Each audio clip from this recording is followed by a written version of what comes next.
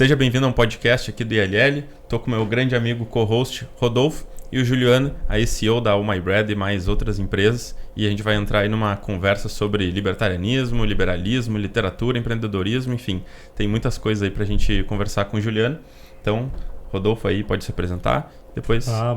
Senhores ouvintes, telespectadores, meu nome é Rodolfo Meira, sou associado do ILL desde 2023 e estou como diretor de eventos e financeiro da atual gestão. Então estou bem animado aí com a conversa com o nosso palestrante hoje. Juliano, apresenta aí para nós, conta um pouco de onde é que veio, como é que foi a história aí. Juliano pequeno, né, novinho. Tá ótimo, maravilha. Obrigado, gente, pelo convite. E vamos lá, eu estava...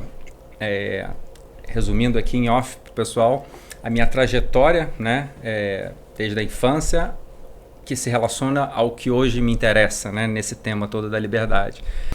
Aí, com o tempo, eu consegui voltar a ter os meus hobbies, né, de ler, de me interessar por alguma coisa e tal. Nesse meio tempo, a cultura liberal, né, com o Paulo Guedes, com o Partido Novo se renovando internamente, né, ou seja, com todos os canais libertários que a gente tem hoje e liberais, ou seja,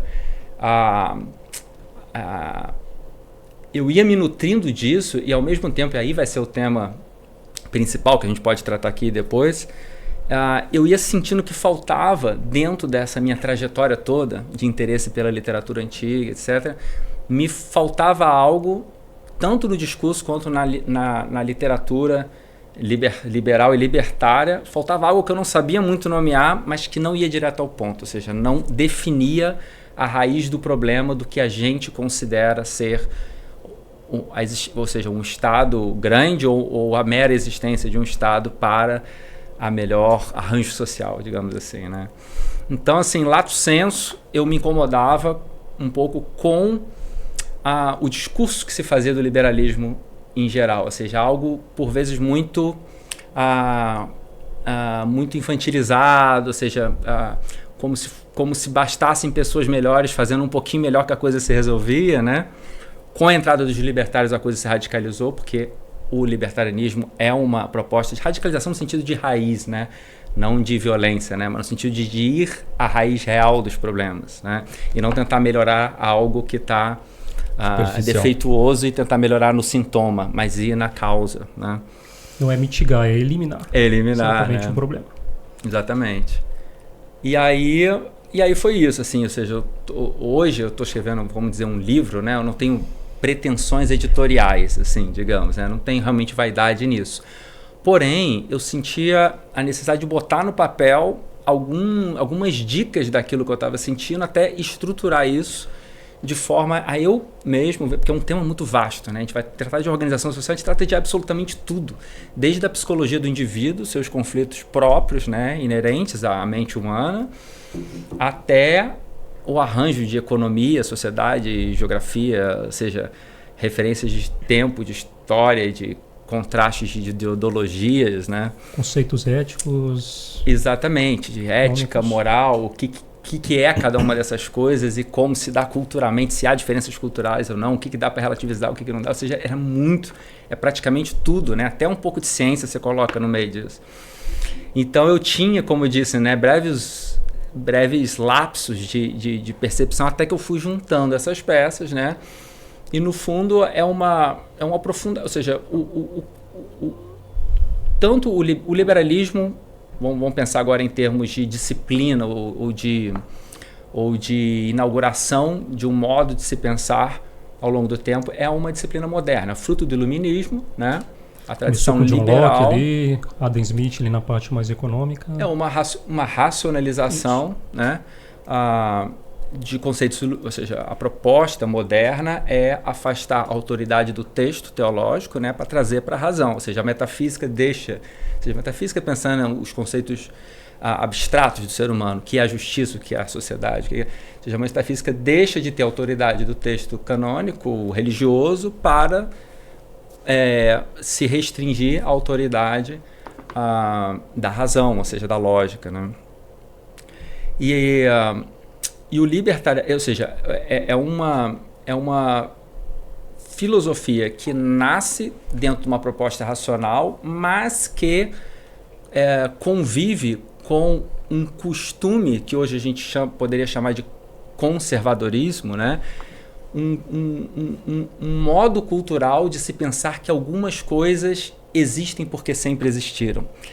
Então você chega no momento em que a razão, ela encontra, apesar da razão abandonar de certa forma a teologia, que é a autoridade de um texto ou de um discurso oral, né? Você passa a ter algum resquício teológico dentro de um costume, ou seja, a ideia, por exemplo, de que um estado mínimo é necessário porque um estado sempre existiu, então de alguma forma deve um mínimo ser necessário para a viabilidade de uma sociedade, né, cooperativa. Então o libertarianismo ele faz uma visita à antiguidade para trazer a questão real, não somente nominal. Em que sentido, né? Existe uma proposição, né, de que um estado mínimo é necessário, porém existe uma coisa chamada ética que é baseada numa verdade autoevidente, ou seja, ética ou justiça é a regra de ouro que tem qualquer religião, que é não fazer ao próximo o que você não gostaria que fizesse, e não fazer ao próximo é não agredir e não enganar, né? Ou seja, o mal, vamos dizer assim, da ação humana, ou ela é um tipo de agressão contra o corpo ou contra a propriedade, ou ela é um falso testemunho, é uma mentira, é uma informação propositalmente dada de forma equívoca para levar o próximo ao engano, né? Então a ética entra no discurso, inaugura o libertarianismo com Murray Rothbard, né? A partir do conceito de que o famoso imposto é roubo, né? Ou seja, independentemente de um Estado ser utilitário ou não, dele ser em algum grau positivo ou não para a sociedade, ele é antiético de raiz, de natureza, porque ele inicia agressão. Então, a legítima defesa ela é aceita como reação, né? Então, da regra de ouro, o libertarismo nasce de um aperfeiçoamento da regra de ouro. A regra de ouro é não fazer ao próximo o que você não gostaria que fizesse a ti, né? O PNA, o famoso princípio da não agressão, é não iniciar a agressão, porque você tem que prever a legítima defesa. Então, você não deve iniciar a agressão contra pessoas pacíficas, né?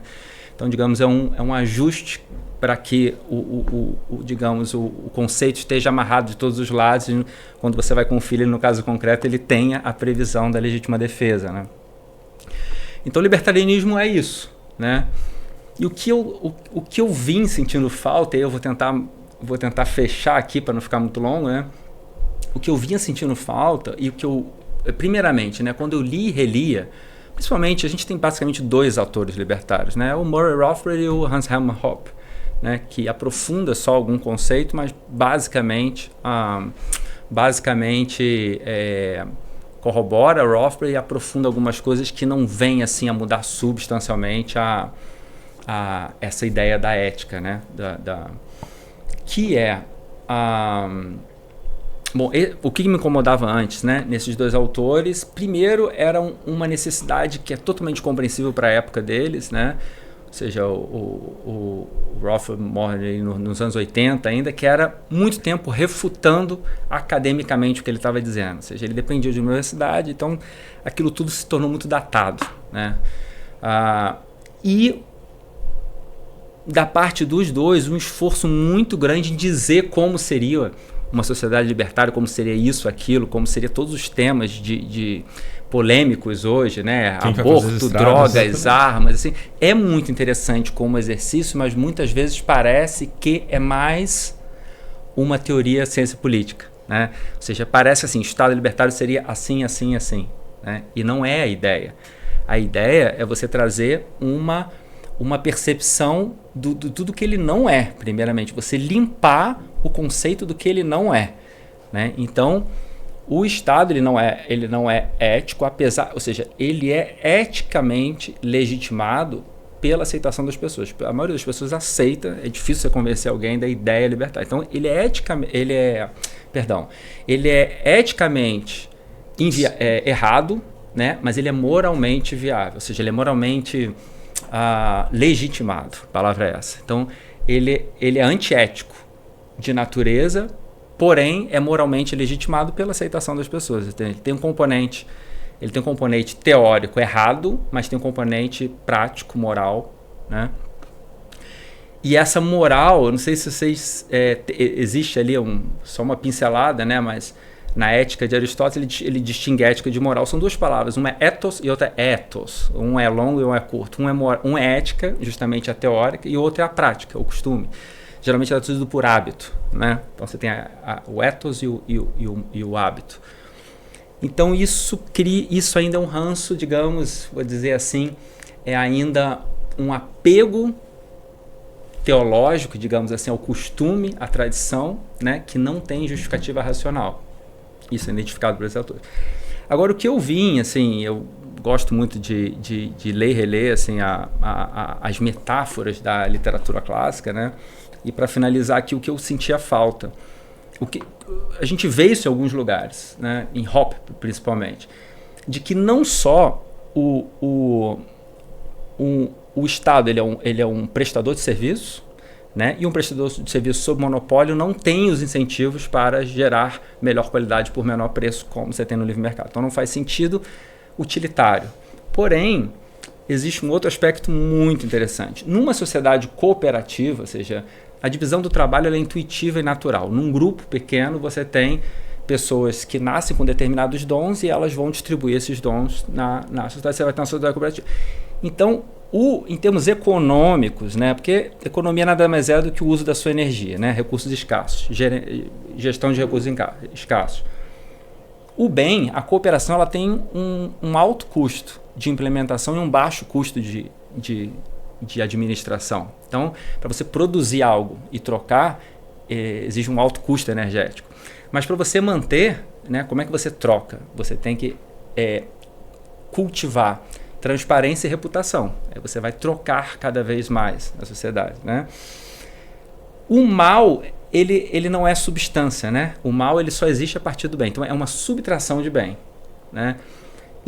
E o mal ele tem o contrário, ele tem um baixo custo de implementação, você rouba, você não precisa produzir, só que ele tem um alto custo de administração, porque a cada ato de subtração de um bem, você tem que ocultar a sua ação e o que você subtraiu. Então é um custo crescente. Então, numa sociedade cooperativa, e a ordem natural humana é a cooperação, o mal só se sustenta se ele tiver uma forma, se a sociedade permitir uma forma dele se ocultar. Ou seja, se houver na sociedade a criação de segurança ou de ocultamento dessas ações. E isso é o que é, de fato, um monopólio. Não precisa ser de segurança e justiça, porque o Estado é isso, né? Então, se a gente pega o ideal do liberalismo, que é um Estado mínimo, e o Estado mínimo é o quê? Segurança e justiça. O resto todo, digamos, a produção de bens, você está dando o que seria o mínimo, você está dando tudo o que a ação má precisa para se ocultar. Ou seja, ela não tem como ser administrada sem que a sociedade permita que ela possa, né, ter uma instituição na qual ela possa se ocultar. Então, muito pior do que não gerar uns incentivos para uma produção eficiente é você criar a única forma da ação má, estou usando, né, no sentido mais lato, mas da ação de agressão ou de engano se perpetuar e ter o seu custo. E o seu custo vai baixar a cada momento. Porque uma vez que você ingressa, e não convenhamos que existe muita gente inteligente com más intenções, né? O que mais tem. O que mais tem não, mas tem igual, né? Na população, gente inteligente e gente menos inteligente e gente mais igual, está tudo muito igualmente distribuído. Então os incentivos para as pessoas boas, digamos, vai ser baixo em termos de produção, mas para as pessoas mais, vai ser criar cada vez mais segurança e ocultamento dessas ações. E isso vai ser feito com cooptação, né? Cooptação, se você tem imposto ali, você não precisa gerar a sua renda, você vai ter tempo livre para usar essa renda e cooptar, principalmente grandes capitais e meios de informação, né? O que a gente tem isso desde a antiguidade. Isso é igualzinho, né? Em todas as épocas, né? Então é isso, eu falei muito. E aqui no Brasil, acho que não precisa nem explicar. Talvez em alguns outros lugares as pessoas têm um pouco mais de dificuldade de entender que o Estado não é necessário, né? Ele existe, mas ele não precisa existir. As pessoas nem pensam nisso lá fora. Aqui no Brasil, eu sinto que o nosso Estado é tão ruim que às vezes as pessoas começam a ter... Eles dizem que a Dilma foi a maior pessoa aí que trouxe libertários pro mercado brasileiro. Eu fui ver, eu também. Era novo, e a gente vê aquilo, pô, isso aqui tá errado, qual é que é o oposto? E aí a gente vê que acaba sendo o libertarianismo, né? Que aí, pela lógica das coisas, o que faz sentido, o que é certo, e não, enfim, dar toda essa mexida. Mas uma pergunta que eu fiquei pensando, eu queria deixar terminar. Falando de Rothbard, eu gosto muito dele. E acho que é o que eu mais gosto de ler, assim, em geral, de tudo, né? Não só de libertarianismo, mas em geral. Se pudesse dizer, talvez, o primeiro livro dele, não necessariamente o primeiro que leu, mas o primeiro que mudou algo muito relevante no teu pensamento, e o que isso seria? Não precisa ser o primeiro, mas pode talvez seja. Essa é uma pergunta fácil, porque eu sempre vou pelo lado mais fácil mesmo, né? E foi a Anatomia do Estado. E a primeira frase do Anatomia do Estado, que é um livro feito para iniciar a sociedade presente. Acho que o Rothbard escreveu um livrinho pequenininho para você poder dar de presente e mostrar para o seu amigo. Lê aí e vê o que você acha, né? E eu acho que a primeira frase que abriu minha cabeça, né, é o que o Estado é. Né? O Estado é um prestador de serviço. Ou seja, a gente tem que bater isso como um mantra, porque... um prestador de serviço basicamente de segurança e de justiça, que a gente pode pensar em infraestrutura como segurança também, né? E como justiça social, ou seja, esses termos abarcam tudo, mas fundamentalmente é segurança e justiça, né?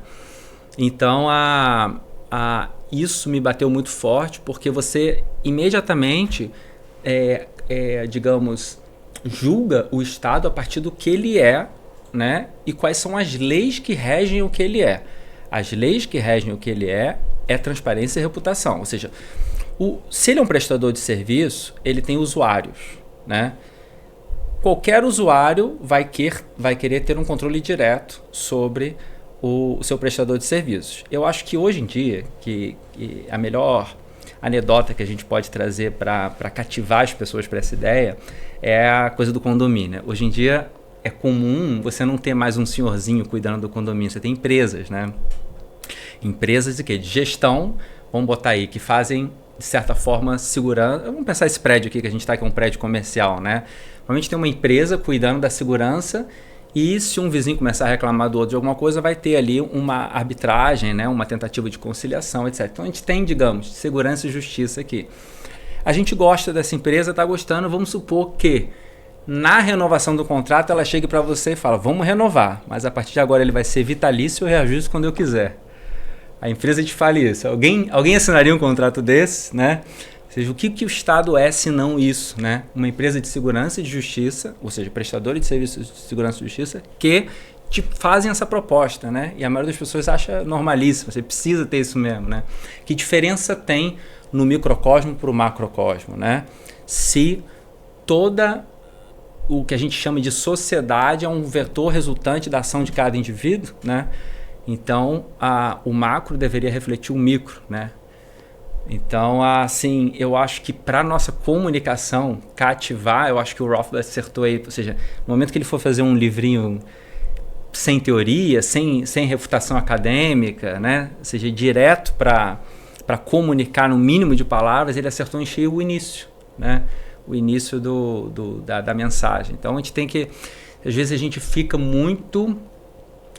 Usar aí Aristóteles, né? A gente fica muito no acidente, vai pouco na essência, né? A gente tem que voltar o que é o Estado. A gente fica muito no acidente. Esse governo, aquele, né? É comum também conservadores, né? Defenderem, não, mas meu filho mora na Espanha, eu vou lá, as coisas funcionam, ali tá legal, né? Ou seja, que parâmetro, né? Ou seja, você está usando uma catástrofe para elogiar algo que é um pouquinho melhor, né? Ou seja, menos pior, né? Ou menos pior, né? Ou seja, é preciso ir à raiz, porque senão a gente entra na retórica do acidente e não critica a raiz ali do essencial, né? Então eu acho que às vezes a gente fala Estado, usar, né? O prestador segurança, um prestador, coercitivo e monopolista de segurança e justiça. Isso faz sentido, né? E mais umas outras coisas, né? Porque se eles têm a segurança, têm a justiça, começa a ter mais outras possibilidades, né? Então a gente tem 400 e poucas estatais no Brasil, máquina de produção. Então, enfim, a gente vive, né, um acesso muito, muito direto, inédito, né, à informação. Eu acho que esses temas, eles vêm como que naturalmente, sabe? Porque eles sempre são coibidos. A gente não tinha isso na escola, né, cara? A gente chega a ver o liberalismo, que já é todo falho, a gente já vê como negativo. Muito menos libertarianismo, que não é nem uma teoria, ele é um convite à limpeza de conceitos, né? O único trabalho do libertarianismo é desfazer mentiras. A verdade dele só surge a partir de contestações de como se diz, o contrário do silogismo é uma falácia lógica, né? Tem um nome para isso. É um sofisma, né? Então, é um trabalho muito mais de você desfazer o estoicismo também. A gente tem um grande milagre que eu vejo no Brasil, e a gente é muito privilegiado nisso, é de ter um liberalismo acontecendo na política também, como Joinville. A única cidade, né, Joinville e Minas são os únicos lugares em que a gente tem um partido liberal se renovando, né, se reelegendo, e em primeiro turno, assim, é uma coisa muito significativa. Um partido que nós confiamos, pelo menos eu confio que realmente tem a prática lícita ali, né, em relação à prática política, conseguir se reeleger só com realização material e um bom discurso, um discurso que se refina cada vez mais, é uma coisa muito difícil de ver no mundo, né? Então, o que eu sinto falta, assim, eu acho que a comunicação dos nossos políticos que a gente gosta, né, estão melhorando cada vez mais, mas é muito, eu admito que é muito difícil você dizer em última análise que o ideal seria não vou usar a palavra privatizar, que ela não é boa, porque o ideal é você desfazer o monopólio, né? Então, a gente tem um exemplo já histórico que funciona disso, que são os vouchers, né, de educação criado pelo Milton Friedman e adotado na Escandinávia. Funciona muito bem. Então, a primeira coisa que o Estado, vamos voltar, né? O Estado é um prestador de serviço. O que ele precisa, qual o primeiro passo, como Estado mesmo, que ele deveria dar nobre em relação à população? É dizer o preço de cada coisa, né? Isso tem mais ou menos nos Estados Unidos, acho que nossos cupons fiscais vêm muito pequenininho ali, mas tudo que você comprasse, tudo que você consumisse, mesmo que você fosse no SUS, você recebia a conta daquilo, você pagou isso aqui, né? Isso seria uma bandeira muito interessante como pressão, né? De repente isso consegue ser feito a nível municipal, né? Ou seja, de repente tem muita coisa a ser feita, porque não é só o discurso, não é só isso que a gente está fazendo aqui. Às vezes uma imagem basta, né? A pessoa começa a ver o quanto ela... Ué, mas por que está esse número aqui? Porque isso aqui é grátis, como é que será? Então isso seria digamos, um movimento de baixo custo muito interessante, né? De repente nem precisa, a gente só precisa, vamos dizer, empreendedores de uma boa vontade para entregar o banco de dados para a gente, né? E você consegue, com mecanismos hoje automatizados, realizar, né, às vezes um aplicativo, uma coisa que a pessoa, para cada coisa, né? Então, assim, tem formas, né?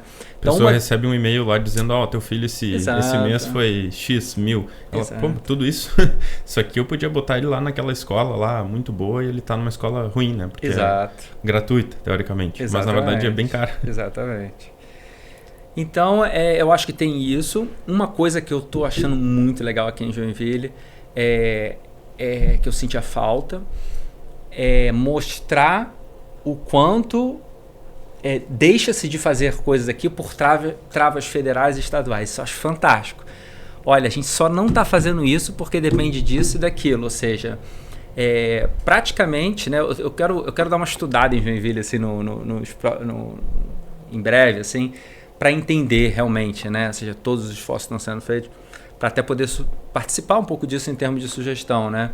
Mas eu acho já um app assim, maravilhoso de mostrar que nem tudo depende, né? Ou seja, há muita coisa, mas podem ter coisas criativas que também poderiam ser feitas a nível local. Então, acho que os líderes, né, empreendedores, eles podem estar, como a gente está sempre com os incentivos máximos para resolver problemas, a gente pode entrar num think tank assim, específico para ver o que poderia, a nível municipal, ser feito na nossa localidade, já que a gente tem uma boa vontade ideológica para se realizar, né?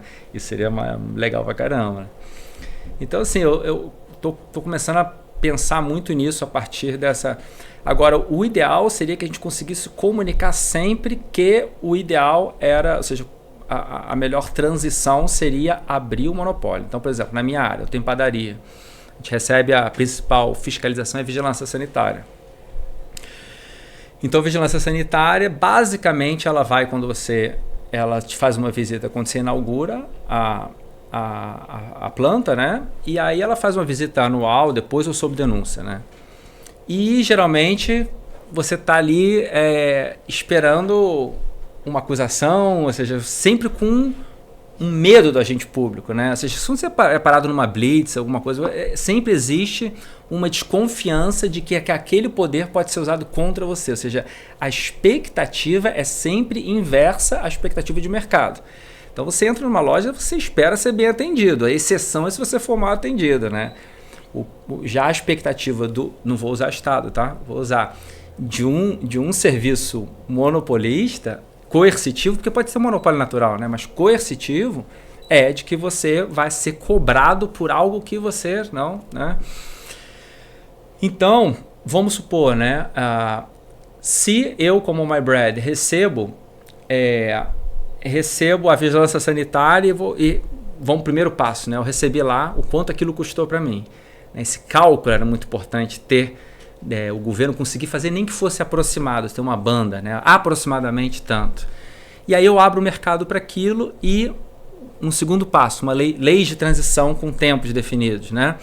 Haveria a abertura de mercado e a necessidade de eu colocar no meu estabelecimento, ou não, né? Um adesivo, né? Vamos supor que fosse decidido aqui que se eu não tivesse nenhuma aprovação, eu tinha que botar um adesivo que eu não tenho nenhum selo. Então vai ter um adesivo negro. Não há nenhuma fiscalização de vigilância sanitária nesse estabelecimento. Sou obrigado a pôr. Então eu sou obrigado a usar o do governo ou o do meu voucher, né? Mas qual que vai ser? Vamos botar lá a Flor Azul e a Borboleta Amarela. 2 empresas concorrentes da vigilância sanitária estatal, né?